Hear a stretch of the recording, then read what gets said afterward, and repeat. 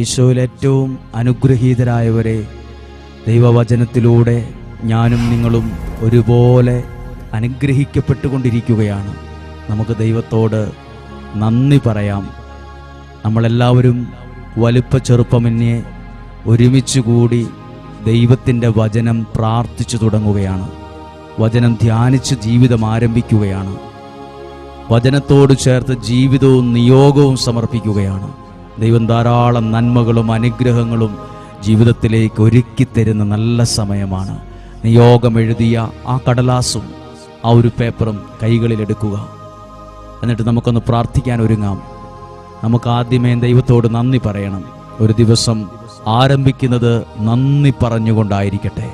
നമുക്ക് നന്ദി പറയാൻ ഒത്തിരി കാര്യങ്ങളും കാരണങ്ങളും ഉണ്ട്.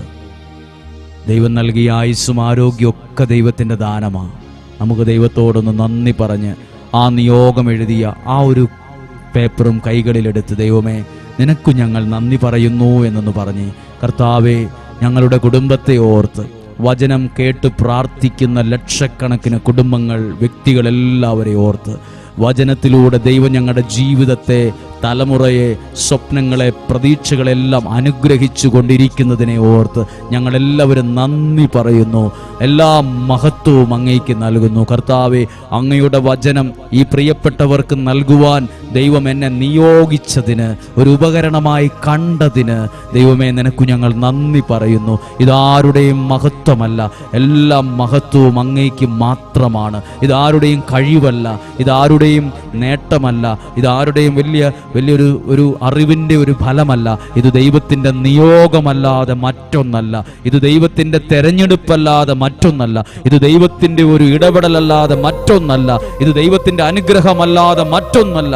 ഇതിൽ അഭിമാനിക്കാൻ ഞങ്ങൾക്ക് ആർക്കും ഒരു വകയുമില്ല. എല്ലാ മഹത്വവും അങ്ങേക്ക് മാത്രമാണ്. ഈ ശുശ്രൂഷ ഒരുക്കി തന്നതിന്, എത്രയോ കുടുംബങ്ങളെ വചനത്തിലൂടെ ബലപ്പെടുത്തിയതിന്, സൗഖ്യം നൽകിയതിന്, സന്തോഷം നൽകിയതിന്, സമാധാനം നൽകിയതിന് നന്ദി പറഞ്ഞ് ഞങ്ങൾ സ്തുതിക്കുന്നു. Hallelujah, hallelujah, hallelujah. യേശുവേ നന്ദി, നന്ദി. കുടുംബത്തെ ഓർത്ത്, ഈ മക്കളെ ഓർത്ത്, ഈ മാതാപിതാക്കളെ ഓർത്ത്, ഈ യുവതി യുവാക്കളെ ഓർത്ത്, ഇവരുടെ സ്വപ്നങ്ങൾ, പ്രതീക്ഷകൾ, നിയോഗങ്ങളെ സമർപ്പിച്ച് നന്ദി പറഞ്ഞു പ്രാർത്ഥിക്കുന്നു. Hallelujah, hallelujah, hallelujah, hallelujah. യേശുവേ നന്ദി. പ്രിയപ്പെട്ടവരെ, ആ നിയോഗത്തിൻ്റെ ആ ഒരു പേപ്പറിൽ ഒരു കുരിശിൻ്റെ അടയാളം വിശ്വാസത്തിൽ വരച്ച് നിങ്ങളിങ്ങനെ ആ വചനത്തിൽ ഇങ്ങനെ പ്രാർത്ഥിക്കുക. യേശുവേ, എൻ്റെ നിയോഗങ്ങളെ അങ്ങ് സ്വീകരിച്ച് എനിക്കത് സാധിച്ചു തരണമേ. എൻ്റെ കൂടെ എല്ലാവരും ഒന്ന് പ്രാർത്ഥിക്കാമോ? യേശുവേ, എൻ്റെ നിയോഗങ്ങളെ അങ്ങ് സ്വീകരിച്ച് എനിക്കത് സാധിച്ചു തരണമേ, സാധിച്ചു തരണമേ. ആമേൻ, ആമേൻ, ഹല്ലേലൂയ. ദൈവവചനം എടുക്കാം. ബൈബിൾ എടുത്തു കൊണ്ടുവന്ന്, ഡയറി കൊണ്ടുവന്ന്, പേന കയ്യിൽ കരുതി, വിശുദ്ധ ഗ്രന്ഥം മടിയിൽ തുറന്നു വെച്ച്, ഉൽപ്പത്തി പുസ്തകം 17-ാമത്തെ അധ്യായമാണ് നമ്മൾ ഇന്ന് അല്പനേരം പ്രാർത്ഥനയിൽ ചിന്തിക്കുന്നത്.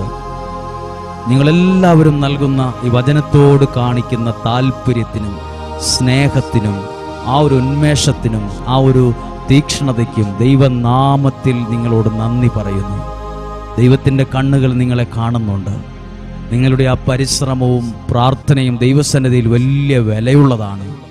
ദൈവത്തിൻ്റെ സ്നേഹം നിങ്ങളെ വലയം ചെയ്യുന്നു. ദൈവം നിങ്ങളെ സ്നേഹിക്കുന്നു. ദൈവം നിന്നെ സ്നേഹിക്കുന്നു. ദൈവം നിന്നെ കരുതുന്നുണ്ട്. ഉൽപ്പത്തി പുസ്തകം 17-ാം അധ്യായം, അതിലെ ഏറ്റവും പ്രസക്തമായ ഭാഗമാണ് ഞാൻ വായിക്കുന്നത്. 17-ാം അധ്യായം 1-ാമത്തെ വാക്യം. അബ്രാമിന് 99 വയസ്സായപ്പോൾ കർത്താവ് പ്രത്യക്ഷപ്പെട്ടപ്പോൾ അവനോട് അരുളി ചെയ്തു, സർവശക്തനായ ദൈവമാണ് ഞാൻ, എൻ്റെ മുമ്പിൽ നീ വ്യാപരിക്കുക. എന്നതാ പറഞ്ഞത്? ദൈവം പ്രത്യക്ഷപ്പെട്ട് അബ്രഹാമിനോട് പറഞ്ഞത് വലിയ കാര്യം ഒന്നുമല്ല പറഞ്ഞു. ഒറ്റക്കാലം നിൽക്കാൻ പറഞ്ഞില്ല, തപസ്സിരിക്കാൻ പറഞ്ഞില്ല. എൻ്റെ മുമ്പിൽ വ്യാപരിക്കുക. അതാണ് നമ്മളിപ്പോൾ ചെയ്യുന്നത്.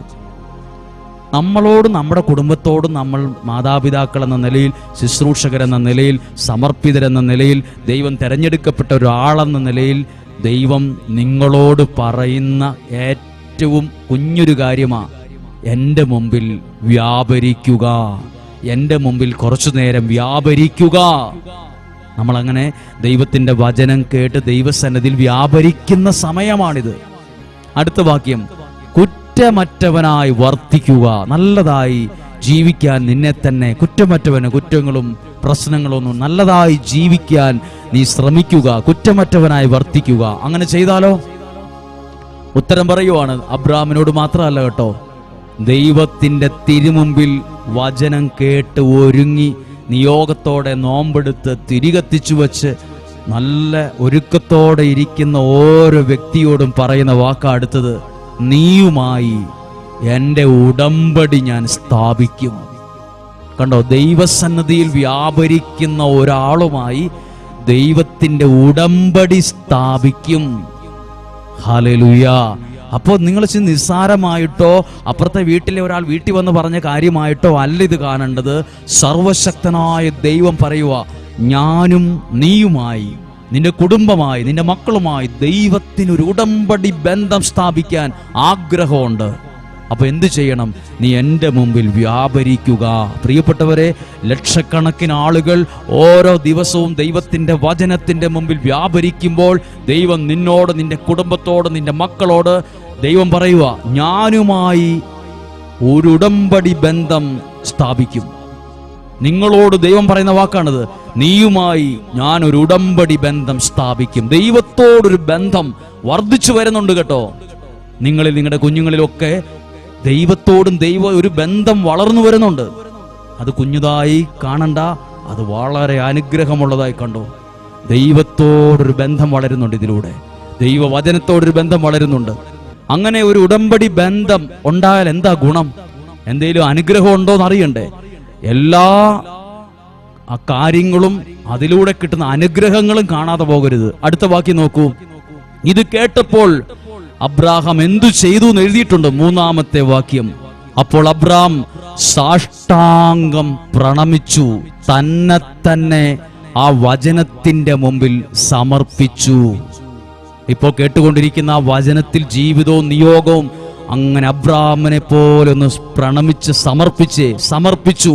അങ്ങനെ സമർപ്പിച്ചപ്പം ദൈവം എന്നാ പറഞ്ഞെന്ന് കേട്ടെ? ഒരു തർക്കുത്തരവും അബ്രാം പറഞ്ഞില്ല. നേരമില്ല, പിന്നെ ആട്ടെ, എനിക്കിപ്പോൾ അല്പം തിരക്കൊണ്ടൊന്നുമല്ല. അബ്രാം അത് കേട്ടിട്ട് തന്നെ ദൈവത്തിനെ സമർപ്പിച്ചു. എന്നിട്ട് ദൈവം എന്താ മറുപടി കൊടുത്തെന്ന് നോക്കൂ. 4-ാമത്തെ വാക്യം, ദൈവം അവനോട് അരുളി ചെയ്തു. 4-ാമത്തെ വാക്യം, ഇതാ നീയുമായുള്ള എൻ്റെ ഉടമ്പടി. ഇനിയാണ് അനുഗ്രഹം തുടങ്ങുവാണ്. അബ്രാം ആ വാക്കിന്റെ മുമ്പിൽ തന്നെ പ്രണമിച്ച് സമർപ്പിച്ചപ്പം ദൈവം പറയുന്ന വാക്ക് നോക്കൂ. ഇതാണ് നീയുമായിട്ടുള്ള എൻ്റെ ഉടമ്പടി. നീ അനവധി ജനതകൾക്ക് പിതാവായിരിക്കും. നീ ഒരു അനുഗ്രഹമായിരിക്കും.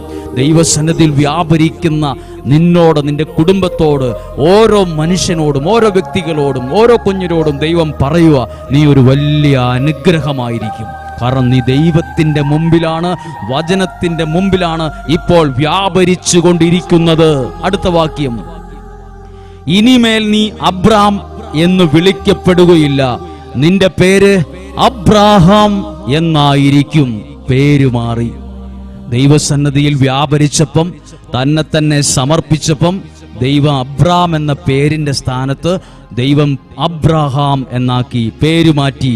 എന്നിട്ട് അടുത്ത വാക്യം നോക്കൂ, ഞാൻ നിന്നെ അനവധി ജനതകളുടെ പിതാവാക്കിയിരിക്കുന്നു, നീ സന്താന പുഷ്ടിയുള്ളവനാകും, നിനക്ക് അനേകം മക്കൾ ജനിക്കും, നിന്നിൽ നിന്ന് ജനതകൾ പുറപ്പെടും.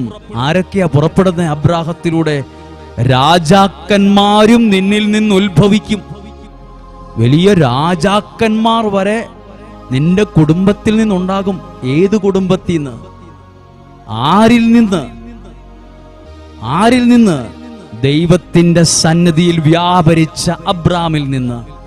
ദൈവത്തോട് സാഷ്ടാംഗ പ്രണാമം ചെയ്ത് തന്നെ സമർപ്പിച്ച അബ്രാമിൽ നിന്ന് ഉണ്ടായത് ദൈവം പറയുക, രാജാക്കന്മാർ വരെ നിന്റെ കുടുംബത്തിൽ നിന്നുണ്ടാവുന്നു. പോരെ പ്രിയപ്പെട്ടവരെ, നിങ്ങളെന്ന വ്യക്തി ഒരു അപ്പൻ എന്ന നിലയിൽ, അമ്മ എന്ന നിലയിൽ, ശുശ്രൂഷകൻ എന്ന നിലയിൽ, പുരോഹിതൻ എന്ന നിലയിൽ, സമർപ്പിതൻ എന്ന നിലയിൽ ദൈവത്തിന്റെ വചനത്തിന്റെ മുമ്പിൽ ഇരിക്കുമ്പോൾ നീ വിചാരിക്കുന്നതിനേക്കാൾ വലിയ നന്മകൾ നിന്നിലൂടെ ദൈവം ഈ ലോകത്ത് ചെയ്യും. ഹല്ലേലൂയ. അടുത്ത വാക്യം, രാജാക്കന്മാർ വരെ നിന്നിലൂടെ ഉത്ഭവിക്കും.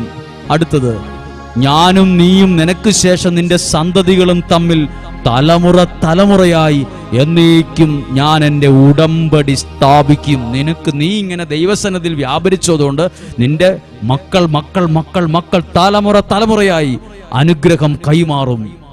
നോക്കൂ, ഇവിടെ അബ്രാഹാം മാത്രമാണ് ഒരു കുടുംബനാഥൻ എന്ന നിലയിൽ അബ്രാഹാം ദൈവസന്നിധിയിൽ വ്യാപരിക്കണം എന്ന് പറഞ്ഞപ്പോൾ വ്യാപരിച്ചു, തന്നെ സമർപ്പിച്ചപ്പോ അനുഗ്രഹത്തിന്റെ കലവറ അവിടെ തുറന്നു. അനുഗ്രഹത്തിന്റെ കലവറ. മാതാപിതാക്കൾ എന്ന നിലയിൽ നിങ്ങൾ വചനത്തിന് വേണ്ടി വില കൊടുക്കുമ്പോൾ, തന്നെ സമർപ്പിക്കുമ്പോൾ, രാജാക്കന്മാർ വരെ നിങ്ങളുടെ കുടുംബത്തിൽ നിന്നുണ്ടാകും എന്ന് പറഞ്ഞാൽ സ്വപ്നം കാണാത്തത്ര ഉയരത്തിൽ ദൈവം നിങ്ങളുടെ കുഞ്ഞുങ്ങളെ വളർത്തുകയും ഉയർത്തുകയും ചെയ്യും. നിന്റെ നാളുകളെ നിനക്കറിയത്തില്ല, അത് അനുഗ്രഹമാക്കി മാറ്റാൻ ദൈവത്തിന് സാധിക്കും. തീർന്നില്ല കേട്ടോ, ഇത് മുഴുവൻ തീർന്നില്ല. അബ്രാം എന്ന വ്യക്തി തന്നെ വചനത്തിന് വില കൊടുത്ത് സമർപ്പിച്ചപ്പം ഭാര്യയ്ക്ക് എന്തേലും ഗുണമുണ്ടായോ? അതാണ് 15-ാമത്തെ വാക്യം. ദൈവം അബ്രാഹത്തോട് അരുളി ചെയ്തു, നിന്റെ ഭാര്യ സാറായിയെ ഇനിമേൽ സാറായി എന്നല്ല വിളിക്കേണ്ടത്, അവളുടെ പേര് സാറ എന്നായിരിക്കും.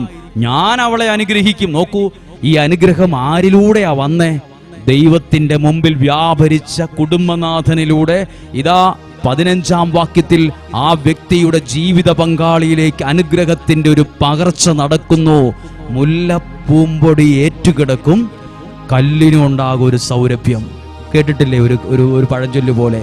ഇതുപോലെ ദൈവത്തിന്റെ വചനത്തിൽ വ്യാപരിക്കുന്ന ഒരു വ്യക്തി ഒരു ഭവനത്തിലുണ്ടെങ്കിൽ അതിൻ്റെ നന്മകൾ കൂടെ നിൽക്കുന്നവർക്കും അതിൻ്റെ നന്മകൾ അനുഭവിക്കാൻ സാധിക്കും. നന്മകൾ അനുഭവിക്കാൻ സാധിക്കും. സാറ ആ വ്യക്തി അബ്രാമിന്റെ ഭാര്യയാണ്. നോക്കൂ അടുത്ത വാക്യം, എന്താ ആ വ്യക്തിക്കുണ്ടായ അനുഗ്രഹം?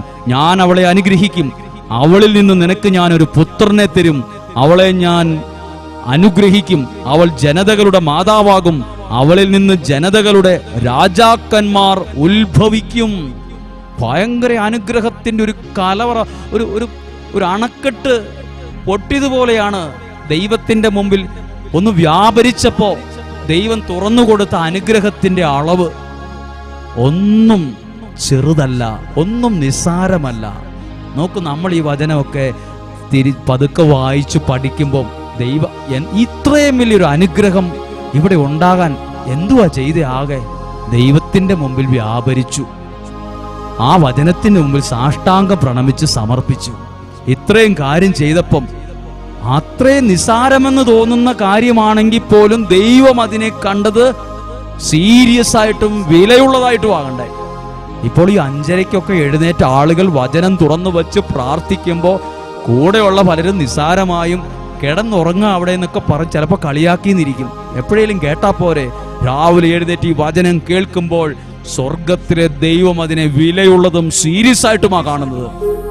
നിങ്ങൾ പോലും അറിഞ്ഞില്ല. അബ്രാഹാം വല്ലതും ചോദിച്ചോ, ഞാൻ ഇങ്ങനെയൊക്കെ ചെയ്യാം, എനിക്ക് എന്ത് കിട്ടുമെന്നൊന്നും ചോദിച്ചില്ല. ദൈവത്തിന്റെ വ്യാപരിച്ചപ്പം അബ്രാം ചിന്തിക്കാത്ത കാര്യങ്ങൾ, സ്വപ്നത്തിൽ പോലും ഇങ്ങനെ ഒരു അനുഗ്രഹത്തിന്റെ കലവറ രാജാക്കന്മാരൊക്കെ ഉത്ഭവിക്കുന്നു ചിന്തിച്ചിരുന്നു. ദൈവം അനുഗ്രഹത്തിന്റെ കലവറ തുറന്നു. നിയോഗം ഈ വചനത്തിൽ, ഈ ഉൽപ്പത്തി പുസ്തകം 17-ാം അധ്യായത്തിൽ വെച്ച് അനുഗ്രഹത്തിന്റെ കലവറ തുറക്കുന്ന ഒരു ദിവസമാകട്ടെ. ഇത്രയും ചെയ്താൽ മതി. ദൈവത്തിന്റെ മുമ്പിൽ വ്യാപരിക്കുക, ദൈവവചനത്തിന്റെ മുമ്പിൽ ഇരിക്കുക, എന്നിട്ട് തന്നെ ആ വചനത്തിൽ അബ്രാമിനെ പോലെ സമർപ്പിക്കുക. അപ്പോൾ അബ്രാമിനോട് പറഞ്ഞു, നിന്റെ പേര് അബ്രാം എന്നായിരിക്കില്ല, ഇനി മുതൽ നീ അബ്രഹാം എന്നറിയപ്പെടും. പേരുമാറി. ജനതകളും രാജാക്കന്മാർ വരെ നിന്നിൽ നിന്ന് പുറപ്പെടും. നിന്റെ മക്കൾ അത്ര ഉയർച്ചയിലെത്തും. എന്തുവാ ഈ അപ്പൻ ചെയ്തത്, ഈ പിതാവ് ചെയ്തത്? ദൈവത്തിന്റെ മുമ്പിൽ വ്യാപരിച്ചു. അപ്പോ ചിന്തിച്ച്, നിയോഗം വെച്ച് പ്രാർത്ഥിക്കുന്ന വിഷയമൊക്കെ ദൈവം തന്ന ശുശ്രൂഷയല്ലേ? ഇത് ദൈവം ഒരുക്കി ഒരു നിമിഷമല്ലേ? ഇതെങ്ങനെ വില കുറച്ച് കാണാൻ പറ്റും? വിലയുള്ളതിന് വില കൽപ്പിക്കുമ്പോൾ വിലയുള്ളവരായി മാറും. വിലയുള്ളതിന് വില കൽപ്പിക്കുമ്പോൾ ജീവിതത്തിന് വില കൈവരും, വിലയുള്ളതായി മാറും. നിയോഗത്തെ ചേർത്ത് വയ്ക്കാം, പ്രാർത്ഥിക്കാം. ഇതുപോലെ തന്നെ സമർപ്പിച്ച് തന്നെ ദൈവത്തിന്റെ വചനത്തോട് ചേർത്ത് വെച്ചിട്ട് നിയോഗ പ്രാർത്ഥന ചൊല്ലുകയാണ്. ആ നിയോഗ പ്രാർത്ഥന കൈകളിൽ ഒന്നെടുത്ത് സാധിക്കുമെങ്കിൽ ഒന്ന് ഹൃദയത്തോട് ചേർത്ത് വച്ചിട്ട് മനസ്സിലിന്ന് കേട്ട വചനം ഒന്ന് മനസ്സിൽ കണ്ടിട്ട് നിയോഗ പ്രാർത്ഥന ഒന്ന് ചെല്ലുകയാണ്. എൻ്റെ കൂടെ ഒന്ന് പ്രാർത്ഥിക്കാമോ? യേശുവേ, എൻ്റെ നിയോഗങ്ങളെ അങ്ങ് സ്വീകരിച്ച് എനിക്കത് സാധിച്ചു തരണമേ. യേശുവേ, എൻ്റെ നിയോഗങ്ങളെ അങ്ങ് സ്വീകരിച്ച് എനിക്കിത് സാധിച്ചു തരണമേ. യേശുവേ, എൻ്റെ നിയോഗങ്ങളെ അങ്ങ് സ്വീകരിച്ച് എനിക്ക് സാധിച്ചു തരണമേ. ആമേൻ, ആമേൻ, ആമേൻ. പ്രിയപ്പെട്ടവരെ, കുടുംബമായിട്ടാണ് ഇരുന്ന് വചനം കേൾക്കുന്നതെങ്കിൽ പരസ്പരം കരങ്ങളൊന്ന് കോർത്ത് പിടിക്കാമോ? ഒരുപക്ഷെ ഒരു ഹോസ്റ്റലോ അല്ലെങ്കിൽ ഒരു സാധാരണ ഒരു കുടുംബമൊന്നും അല്ല, കൂട്ടമായി ഒരുമിച്ച് താമസിക്കുന്ന ഒരു മുറിയാണെങ്കിലും നിങ്ങൾക്ക് സാധിക്കുമെങ്കിൽ ഒരു നിമിഷം കരങ്ങളൊന്ന് കോർത്ത് പിടിച്ച് ഈ അനുഗ്രഹ വചനം കേട്ടിട്ട് ആ വചനത്തിൻ്റെ മേൽ പരസ്പരം ഒന്ന് പ്രാർത്ഥിച്ച് ഈശോയുടെ നല്ല ആശീർവാദം നമുക്ക് സ്വീകരിക്കാം. നമ്മുടെ കർത്താവായ യേശുക്രിസ്തുവിൻ്റെ കൃപയും പിതാവായ ദൈവത്തിൻ്റെ സ്നേഹവും പരിശുദ്ധാത്മാവിൻ്റെ സഹവാസവും നിങ്ങളോടുകൂടെ ഉണ്ടാകട്ടെ. നിങ്ങളുടെ പ്രാർത്ഥനകളിൽ ഉണ്ടാകട്ടെ. നിങ്ങളുടെ നിയോഗങ്ങളിൽ വെളിപ്പെടട്ടെ. നിങ്ങളുടെ കുടുംബത്തിൽ സന്തോഷം, സമാധാനം നിറയട്ടെ. നിങ്ങളുടെ വ്യക്തി ജീവിതങ്ങൾ കുറെ കൂടി അനുഗ്രഹമുള്ളതായി മാറട്ടെ. നിങ്ങളുടെ വരുമാന മാർഗങ്ങൾ, ജോലി ചെയ്യുന്ന കാര്യങ്ങൾ, പഠിക്കുന്ന കാര്യങ്ങൾ എല്ലാം അനുഗ്രഹമായി മാറട്ടെ. നിങ്ങളുടെ ബുദ്ധിയെ ദൈവം പ്രകാശിപ്പിക്കട്ടെ. നിങ്ങളുടെ സ്വപ്നങ്ങൾ അനുഗ്രഹമുള്ള കാര്യങ്ങളായി മാറട്ടെ. നന്നായിട്ട് അധ്വാനിക്കാനുള്ള അനുഗ്രഹം നിങ്ങൾക്ക് തരട്ടെ. സാമ്പത്തികം ഏറ്റവും നന്നായി കൈകാര്യം ചെയ്യാനുള്ള കഴിവ് നിങ്ങൾക്ക് ലഭിക്കട്ടെ. നിങ്ങളുടെ കുഞ്ഞുങ്ങളെ നന്നായി വളർത്തുവാൻ പരിശുദ്ധാത്മാവിന് സഹായം ലഭിക്കട്ടെ. നിങ്ങൾ ഭാര്യ ഭർത്താവ് എന്ന നിലയിൽ പരസ്പര സ്നേഹവും പരസ്പരം പ്രാർത്ഥനയും എല്ലാം വർദ്ധിക്കട്ടെ. അകന്നു നിൽക്കുന്ന കുടുംബങ്ങൾ ചേർന്നു വരട്ടെ. മാറിപ്പോയ അസ്വസ്ഥതകൾ നിറഞ്ഞ സാഹചര്യങ്ങൾ മാറട്ടെ. കർത്താവെ, അന്തരീക്ഷത്തിൽ പുകപടലങ്ങൾ കാറ്റ് പറത്തി കളയുന്നത് പോലെ, അത് അന്തരീക്ഷത്തെ പുതിയതാക്കുന്നത് പോലെ കർത്താവെ, അങ്ങയുടെ അനുഗ്രഹത്തിൻ്റെ കാറ്റിനെ അയച്ച്, വചനത്തിൻ്റെ കാറ്റയച്ച് കയറി നിൽക്കുന്ന മൂടി നിൽക്കുന്ന മൂടുപടലത്തെ പുകപടലങ്ങളെ മാറ്റി വിശുദ്ധീകരിക്കണമേ. വിശുദ്ധീകരിക്കും. മനസ്സിൽ കിടക്കുന്ന അസ്വസ്ഥതയും വിഷമവും വിദ്വേഷവും മിണ്ടാതിരിക്കുന്ന അവസ്ഥയും പിണങ്ങിയിരിക്കുന്ന അവസ്ഥയും ഒക്കെ ഇന്ന് മാറട്ടെ. എന്തെന്നില്ലാത്തൊരു സ്നേഹത്തിൽ വളരാനിടയാകട്ടെ. കുടുംബങ്ങളിൽ നിങ്ങളുടെ കുടുംബങ്ങളിൽ ഒരു വെളിച്ചമുണ്ടാകട്ടെ. ദീർഘായുസ്സും നല്ല ആരോഗ്യവും ഉണ്ടാകട്ടെ. രോഗങ്ങളിൽ നിന്നും, അപകടത്തിൽ നിന്നും, ദുർമരണത്തിൽ നിന്നും, മൂപ്പെത്താത്ത മരണത്തിൽ നിന്നും, പകർച്ചവ്യാധികളിൽ നിന്നും ദൈവം നിങ്ങളെ ഉള്ളം കയ്യിൽ എന്ന പോലെ, കണ്ണിലെ കൃഷ്ണമണി എന്ന പോലെ സൂക്ഷിക്കട്ടെ. പരിശുദ്ധാത്മാവിൽ നിങ്ങളിൽ നിറയട്ടെ. ദൈവം നിങ്ങളെ സ്നേഹിക്കുന്നു. ദൈവം നിങ്ങളെ കരുതുന്നു. നിങ്ങൾ ദൈവത്തിൻ്റെ കരങ്ങളിലാണ്, ഇപ്പോഴും എപ്പോഴും എന്നേക്കും. ആമേൻ.